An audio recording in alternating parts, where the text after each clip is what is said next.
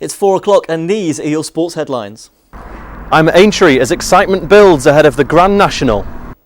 Skelmersdale United's immediate future has been secured. We'll have more later in the programme. And MMA fighter Molly McCann overcomes personal grief to secure an emotional victory.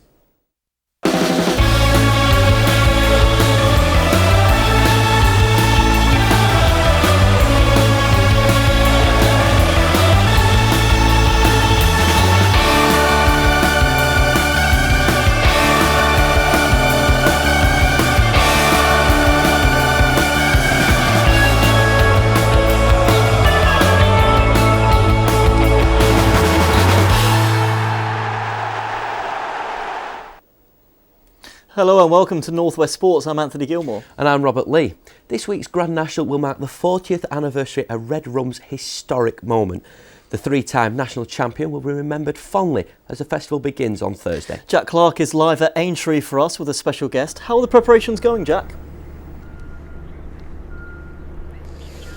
Everything is going really well, Anthony. Everyone here is working really hard to ensure that it all gets set on time. In just a minute, I'll be speaking to a former Grand National horse owner, but first, Chris George has been looking ahead to the race and also at its storied history. And Red Rum it is. Nothing can stop him now. And he's done it. Red Rum has won his third Grand National. It's 40 years since the legendary Red Rum achieved a record-breaking third Grand National victory. His legacy is fondly remembered around the Aintree racecourse today to commemorate a horse that arguably saved the race during the 1970s. Also, an anniversary less likely to be celebrated, it's 20 years since the bomb scare which caused the National to be delayed by 2 days in 1997. Security at this year's race will of course be a top priority, especially in light of the recent attacks in Westminster. There's still plenty of work to be done though, as this historic racecourse prepares for 150,000 people to walk through their doors for the 3-day event. And they'll all be hoping to see racing of the quality that this man produced.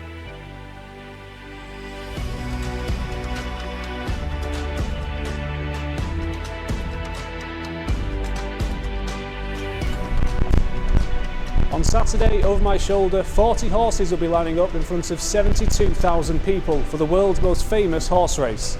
The big money question is though, who will be crossing that finish line first?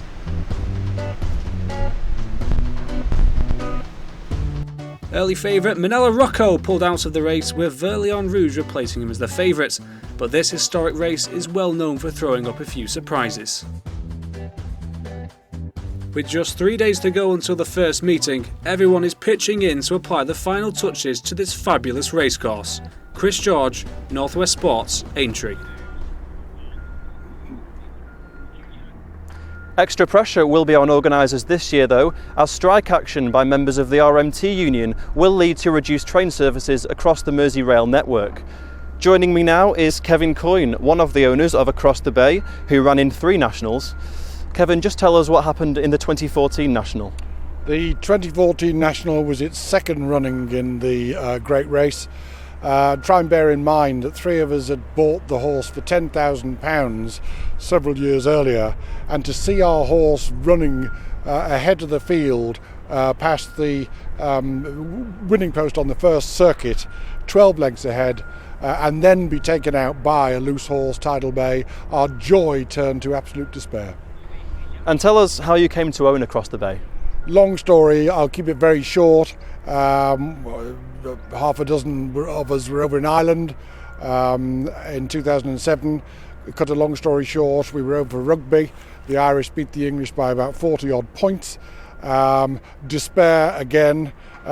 We went and had rather too much Guinness, and I really did wake up on Monday morning with a phone call to say, remember that horse that you bought in Dublin, and the rest is history.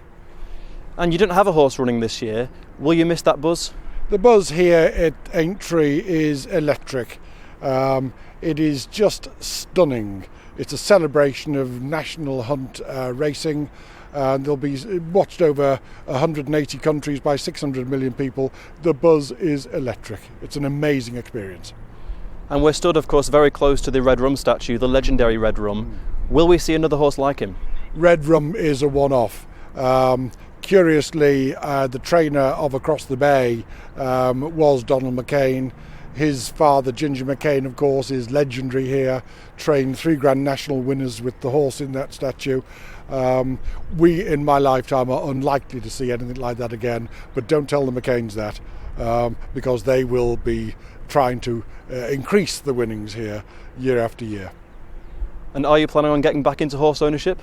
Again, it's a question we're asked regularly. People are trying to get us interested. We've had offers of horses, particularly in Ireland. We'll just have to wait and see. And before we let you go, who's your money on? The money, I can say, in my pocket is going on Vieux Leon Rouge, a 16-to-1 shot. Good luck to all your viewers. Well, there you have it. You heard it here first. Back to you in the studio. On to football now, and we start with the Premier League. Liverpool won the second Merseyside derby of the season. Goals from Sadio Mane, Philippe Coutinho and Divock Origi gave the Reds a 3-1 win. Meanwhile, Manchester United were held 0-0 at home by West Brom. Burnley lost 2-0 to Spurs and Man City drew away at Arsenal. Into the Championship, and Preston North End will look to keep up their push for the playoffs when they host Bristol City at Deepdale. North End remains 6 points off the playoffs after Aidan McGeady's second half goal secured a point in a 1-1 draw with Nottingham Forest. League One saw no wins for our local side, with Bolton and Rochdale held, and Fleetwood also lost at home to Swindon. And in League Two, Accrington won 1-0 at Plymouth, while Morecambe and Blackpool both suffered defeats. There's also plenty of midweek action in the Premier League. Manchester United host Everton, with the home side looking to boost the Champions League's hope, whilst Burnley will look to bounce back when they welcome Stoke City to Turf Moor. And in League One, promotion-chasing Bolton travel to Southend, while Rochdale will face Port Vale. Now, Wigan Athletic and Blackburn Rovers will continue their Championship survival push. Wigan travel down to Ipswich Town, while Blackburn make the trip to Reading.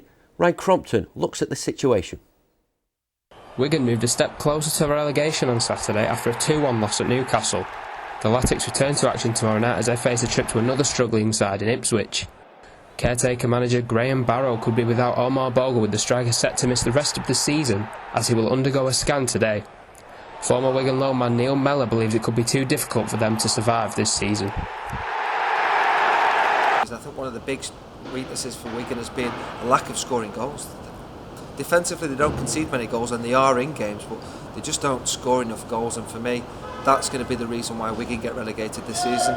Meanwhile, another one of our struggling sides, Blackburn Rovers, suffered their first defeat under Tony Mowbray on Saturday as they lost 1-0 away at Brighton, Glenn Murray grabbing the only goal of the game. Rovers are also in action tomorrow as they travel to another promotion-chasing side in Reading. Mellor, however, believes that their firepower could see them to safety this season. Blackburn do score goals. They have goals from Gallagher, they have goals from Graham as well, who have both hit double figures this season, which is very good for centre forward, certainly struggling in a struggling team. So Blackburn will certainly have a good chance of survival there. Ryan Crompton, North West Sports. Skelmersdale United have secured their immediate future by agreeing to a ground share with Prescott Cables for next season. An ongoing dispute between the club and their landlord Checker Properties means United's current stadium lease is due to run out in November. Our reporter Joseph Richardson has been to investigate. It's been a rollercoaster time for Skelmersdale United fans. On the pitch, they've watched their club get relegated out of the Evo Stick Premier, and off it the board have been frantically trying to preserve the club's long-term future. Their landlord Checker Properties have refused to sign an extension on the lease of their ground. Chairman Paul Griffiths explains the implication of this news. It's paramount really for us that the club survives. So we will have to take drastic measures for the club to survive. In putting Plan B into operation, it will cost this club a significant amount of money. And that Plan B involves non-league neighbours Prescott Cables, who have offered to ground share with Skelmersdale for next season. If Skelmersdale fail to secure a new lease by the November deadline, they will play the rest of the 2017-18 season here at Prescott. Two prominent figures of United's past have been giving us their reaction to the latest development. If it keeps the club going and it keeps the club afloat, then if they have to ground share for the foreseeable future, then so be it. I'm made up. You know, I mean, it's the football family, isn't it? It's a non-league family. You know, that Prescott have come and said, well, yeah, we can help. You know, and again, you know, it's 5 years at Prescott, so I know the people there as well. I know what sort of people they are. Skelmersdale now have 7 months to secure a new lease and remain at Stormy Corner. The chairman has been overwhelmed with the support the club has received. Absolutely fantastic. We have a hardcore support of around 250 people, but we've now received literally thousands of messages of support. Skelmersdale's future may still be up in arms, but the clouds over Stormy Corner could yet clear and form a brighter future. Joseph Richardson, North West Sports, Skelmersdale. Well, hopefully Skelmersdale will do well this year. Yeah, they are a nice little footballing family down in Skelmersdale. Absolutely. Now on to boxing, and with us is our boxing correspondent, Chris Coughlin. Chris, I'm told there's some news about Tony Bellew. What can you tell us? Yes, there is, Ant. But firstly, March was a very busy month for our Northwest fighters. Liverpool boxer Bellew, he beat David Hay and Anthony Crolla from Manchester. He unfortunately lost his rematch against Jorge Linares. There was also a Blackpool derby on the undercard to the Crolla fight. Brian Rose faced Jack Armfield in a fight between two former friends. Armfield won, and Rose's future in the sport has come under question. I am, however, delighted to say that both Bellew and Rose have given us exclusive updates on their respective futures. Kieran Makin has more. What a month it's been for Tony Bellew. His heavyweight win over bitter domestic rival David Hay has made him a star, but it's come with sacrifices. Bellew was stripped of his world title because he faces 5 months out with a hand injury, but his career might not be over yet. Eddie's going to make me the offer and I'm going to weigh the options up and I'm going to see where we go from there. But listen, Eddie's a good fella, he's a good person. Me and him have formed a partnership, mate, that's formidable. I think Eddie's already gone on record of saying I'm the fighter he trusts more than anyone. Brian Rose's future was also in doubt after he lost the Blackpool derby against Jack Armfield. Despite having his gym to fall back on, Rose is positive about his career inside the ring. It's not the first time I've come back from defeat, and it's certainly not the worst position I've ever been in. So, yeah, I'm probably going to carry on boxing with my gym, something to fall back on. Let's wait and see what's next for these two fighters. Kieran Makin, Northwest Sports. Interesting stuff there with Bellew and Rose. But what about the amateurs, Chris? Is there any up-and-coming stars that we need to be keeping our eye on? Well, Rob, to a story that we touched on a few weeks ago, up-and-coming Liverpool boxer Harry Woods, he's through to the ABA National Finals after beating Dexter McCarza for the second time in the regional finals in Croxteth. Woods had his opponent on the canvas in the first round before being on the receiving end of a controversial knockdown in the second round. He recovered, however, to outbox McCarza in the third and final round, but after the win, Woods admitted it was a tough fight. Woods did it? It was a hard fight, like, made hard work of it towards the end. Towards the hurt him, the first round probably didn't think he'd get up, but he came back like and made hard work of it. Told himself. Woods looks a top prospect there, doesn't he? He does indeed, Rob, and good luck to Harry Woods in the future. Also worth mentioning that Terry Flanagan defends his WBO lightweight title against Peter Petrov at the Manchester Arena this Saturday. Thank you very much, Chris. In mixed martial arts, Molly McCann had a touching tribute for her late cousin following a victory over flyweight Lacey Shuckman in Liverpool. The Wirral's McCann lost her cousin in the week shortly leading up to the fight and was unable to attend his funeral, as it would have meant missing the weigh-in for the weekend's Cage Warrior event. Joshua Williams has more. The winner, by unanimous decision, Molly McCann! What a week for the 26-year-old, culminating in a hard-fought win in front of a packed Liverpool Echo Arena. The 8,000 plus home support rallied round to help McCann scrape past the tough American in a brutal war. McCann, though, tragically lost her cousin in a car accident only last week and had to miss the funeral due to weighing commitments. After her 5th professional win, McCann explains how she dealt with the sudden loss. I was doing 10-mile runs, I put my headphones on, and I'm telling you, my cousin's favourite band was Oasis, and I just had Wonderwall, Roll with His Supersonic, I'm just on, and I was just plodding along, and I'm crying, and I'm feeling the pressure, and I just got through it. And when you're from a country like this, a city like this, you don't give in. On a night fueled by emotion, the main event saw McCann's teammates Paddy the Baddy Pimblett attempt to defend his Cage Warriors featherweight title for a second time. A rowdy, hostile crowd played more than their part in willing their man to get the job done. But this time, the 22-year-old just couldn't live with Nad Narimani and lost his prestigious belt. Pimblett is now a free agent after his contract with Cage Warriors expired. If the plan was to sign with MMA giants the UFC and recreate nights like these, his latest setback might just cause the 8,000 Echo Arena faithful to wait that little bit longer. Joshua Williams, Northwest Sports, Liverpool Echo Arena. Now, the qualifiers for the World Snooker Championship are just around the corner. Our snooker reporter Elliot Walsh went to meet one of our hopefuls. That time of year is upon us again, the Snooker World Championships, and one man hoping to qualify is Falmouth Craig Steadman. Yeah, I've been putting the work in, which I do all year round. Really, it's no different to me with the World Championships. I know it's a bigger tournament, but I don't practice any harder for that than I do for the others. It's easy to say in your own club that you're playing well until you get down there. You're not too sure. The 34-year-old has played at the famous Yorkshire venue before, where he faced 5 times world champion Ronnie O'Sullivan. Certainly the best thing that I've achieved in snooker, to get out and walk out in front of the crowd and stuff at the Crucible was unbelievable, and it'd be nice to do it again next week. And it isn't just Steadman we have high hopes for in the Northwest. 6 others will be heading to Sheffield, all with one goal in mind. There's a lot of good players around the north these days. There's a few pros, like you say, Burns, Higginson, Cale. Anybody can get through. Like I said, the standard of the tour for me is fantastic. So, if they're playing well that week, then they hit a purple patch. Anybody can get through. And Steadman's been handed a tricky draw against this season's German Masters champion Anthony Hamilton. 2 of our players will clash as Liverpool's Robbie Williams takes on Blackpool's James Cahill, and world number 17 Ricky Walden will face Hamid Mir as he begins his quest to reach the tournament for the 7th time. Elliot Walsh, Northwest Sport, Farnworth.